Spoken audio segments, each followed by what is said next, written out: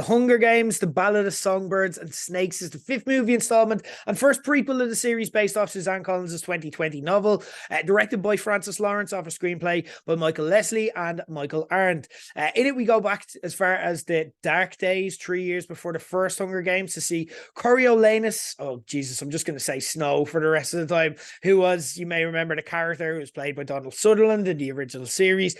He learns his father has been killed by the rebels in the First District Rebellion.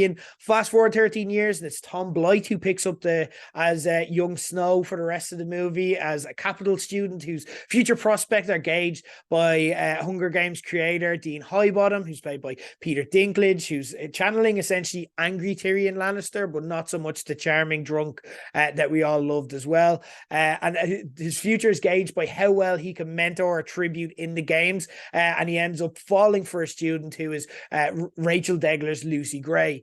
Basically, they're having their Revenge of the Sith moment, taking Snow from a doe-eyed young kid who's in love into his own Darth Vader transformation.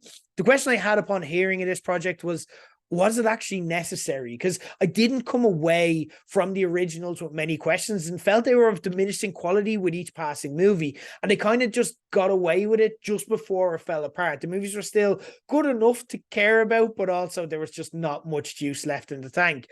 Did the movie leave me walking away feeling it was a necessary story to tell? Not really, if I'm being honest. If totally truthful, no, that's not what I felt. It felt like what it actually is. It's additional content for those willing to buy into more Hunger Games. And look, that's not terrible. If you like these movies, you'll probably be fine with this. It's getting some good reviews, some mixed reviews, because the Hunger Games concept is at the core of it all. It's kind of like, since we're discussing wrestling later on today, it's kind of like a Royal Rumble, that even the bad ones have a high floor because there's a cool gimmick in it. But there are some stupidly theatrical and contrived moments too, and that is considering the context that all of this Hunger Games stuff generally is stupidly theatrical by default.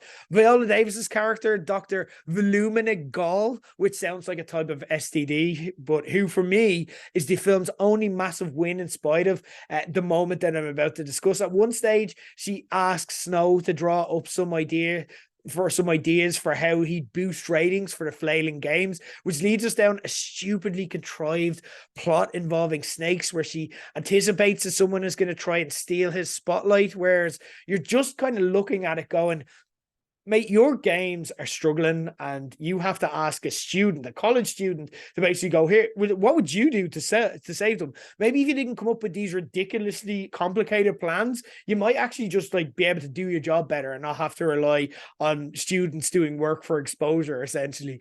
It's crazy. It's genuinely crazy. There's also some absolutely cringe references to the original series where they may as well just look at the camera at times and be like, maybe we should call this Mockingjay, and then blah, they name a character, and then they're like, because that's a character from the main series that none of us even know yet, but you, the audience member, do. Remember that character, do you? Huh? The last third of the movie also dragged and felt totally tacked on and unnecessary, with another time jump the kinds it takes up. They build up some momentum and some investment in the story, and then they just get away from that. They're just like, oh, that story's over now, and now we're just ahead in time. And look, I know I don't have much positive to say about this, but like I said, it's not a totally awful movie either. But again, if it's not, in the absence of good, all you leave me with, if I have to discuss it, is the option to pick holes. It was literally just mandatory additional content made for squeezing every penny out of a franchise. But when you're doing that, if you're going to essentially be over 2.5 hours long and you're not buying what they're selling, and it doesn't feel essential, or it isn't asking questions that are answering questions that you have, it starts to just feel a bit rude. And by the end, to be honest, I was just bored, and I'm just like, can we just end this? Can you just show me the part where he gets even? There it is. Okay, yeah, grand. Okay, fine. Thank you.